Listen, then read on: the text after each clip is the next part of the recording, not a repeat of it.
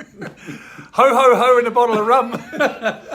Merry Christmas, everybody. Merry Christmas. Welcome to First Report 23.0. 23.0. With Fletcher, Tabuteau. Clayton Mitchell. Here we are. Well, it's been another fantastic week, Fletch, and you've got some pretty important paperwork in your hand there. Recently, hot off the press, in fact, I just printed it off just a few seconds ago. Kirk Hope, Business New Zealand, what has he got to say about this year and the trajectory of this government? Yeah, right. It's just good news and good on organisations like Business New Zealand for acknowledging that because it's important messaging. So, lowest unemployment figures, and as long as we can remember, GDP figures, the average over the next few years, the forecast and what's real is great and steady. And exports are growing. Dairy prices are good and stable and actually relatively quite high considering the rest of the world's commodity markets. No doom and gloom here. And actually what was really nice to see, good on you businesses, whatever that group is that does the survey, but business confidence is going up. So huge. Yeah. Much better position. Yeah. And people back home, despite what you might think or the media tell you, we are not paying for those sort of results. I don't think I could afford it. No, dead right. Because that's just the state of the play. On other great news today too, there is an announcement which has been made about the raising of the minimum wage as we work towards that living wage that we brought in this coalition government. That's very, very exciting. It's the largest real increase in, I think, New Zealand's history actually, of $1.20 per real hour. Increase, yes, it's going to have a massive impact to the bottom line, and it's what we've said we wanted to do is build our economy from the bottom up, giving our most vulnerable workers, I guess, the opportunity to get ahead.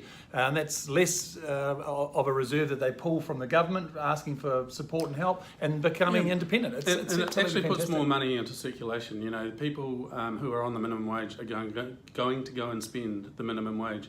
So actually, hundreds of millions of dollars of extra money into the economy, into businesses, into small businesses in particular. So it is good. And great news too, because there's more work to be done on that, because we are introducing a tax package which is going to offset some of those increased costs. Doing a lot of work, and we see some of the results coming out from the negotiations, like the R&D tax credits, but that doesn't affect every business. That's just good for those who are in that space. So we're doing more, and we continue to do that. Fletch, tax is a big part of any government and any well-run country, and to make sure that you've got enough revenue to come in to look after your schools and your hospitals, your police force, roads, infrastructure, and all the rest of it. But one thing that's been talked about a lot over the last few years is the amount of foreign national companies and organisations that don't pay their fair share of tax. Now, you've been part of some of those discussions moving forward, the base erosion and profit shifting discussions. Can you give us a bit of an update on what's going on in that front?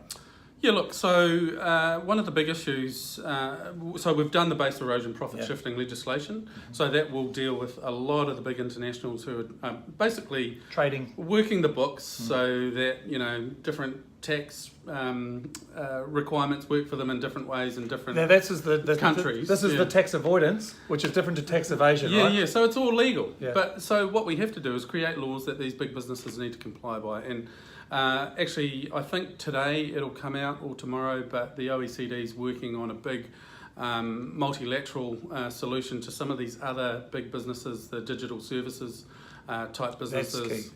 So what does that capture? Like the Facebooks, and Instagrams, Google, who have where are they based and where are they making their money and in the cloud? Yeah. So OECD is working on that. New Zealand's really excited by it because it's something this coalition government has wanted to address since we got in, but it's better to do it with other countries, and then there's no kind of wriggle room. That's right. But we'll carry on with that work as well. So we just want to make sure, a fair tax. Sure. And especially for the big corporates who are making some good money. Serious coin. Yeah. Now, we don't want to bore you at the last day of our sitting here. Christmas message doesn't seem to sit well with me either. So falling asleep what back do you home. Want to say, mate? Well, no, look, at the end of the day, today it's absolutely miserable weather outside. I'm looking forward to getting home. Hopefully we can get home tomorrow. Yeah, true. The house is going to rise at around about 6 o'clock tonight, and every year they have the media party. Now, this is where all the media outlets put together a big hoolie, I should say. I'll call it a hooey. A couple of low alcohol beers and